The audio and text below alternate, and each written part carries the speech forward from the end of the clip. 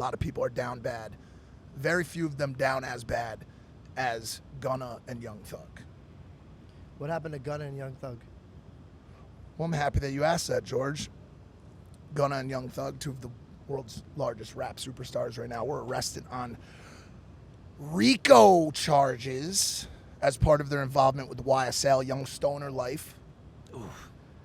If you're unfamiliar with what RICO charges are, it's basically the worst thing that can ever fucking happen if you do anything related to anything. It means racketeering, influence, and corrupt organizations act, where they're looking to basically prove that you are a part of a mob or gang or mafia. It is the largest fear of any organized crime unit in the world. Well, sorry, in the United States. If you get hit with RICO Act, it's over, buddy. Curtains didn't 6ix9ine closed. get hit with the racketeering? No, his people did. The people that he was involved with. Oh, okay, gotcha. But it's basically like that like, what's that Japanese? Is it a Japanese like finishing blow where they cut the person's head off as they're like bowed over? Is it really like that? Is it? It's not coup de grace, is it? I think that's a dish. Yeah, that might be like, or like, yeah, that may be. That's a dish. Anyways, no, it's couscous. I think it's foie gras. That's neither here nor there. We're not talking about duck fat today. We're not talking about fatty livers of geese. But basically, the indictment states that Young Thug and Gunna were involved with this YSL street gang that was responsible for multiple murders, carjackings, armed robberies, narcotics possessions, and the gambit.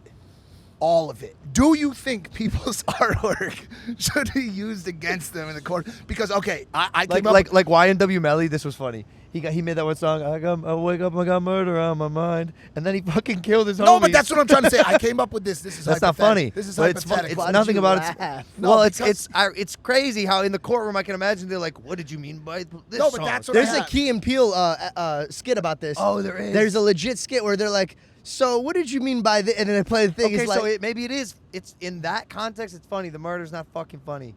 But so Ice Pop coming to these a rappers Walmart, can't Target, win. They can't be Kroger, real thugs, and they CVS, can't be fake GNC, thugs. Vitamin Shop near you. Oh, sorry, I didn't know you were plugging. So investigators brought up the following in court. There was a murder on 49th Street in Atlanta, where someone was shot by a 9mm out the window of a Sentra.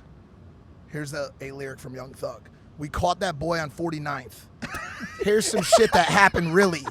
Out the window of the Sentra, hit mans with the 9mm. Oh my God. First of all, great lyrics. Okay, I'm going to be honest with you. I made that whole story up. No way. Yes, I did. I wrote No the lyric. way. But hypothetically. Dude. But hypothetically, that's Such an asshole. hypothetically, if that could happen. But that's basically what we're looking at. I literally thought that's what he wrote. We caught that boy on 49th. Here's some shit that happened really.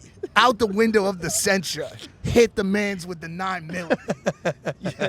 Like, that's basically what's happening. So, yo, if you say you murdered someone in a very specific manner, and they're able to tie that back to a person that was murdered in a specific manner, yeah, man, I think your lyrics should probably be able to be used against you in a court of law. Maybe don't do that. They talk about this in the rap community all the time. Don't self-snitch.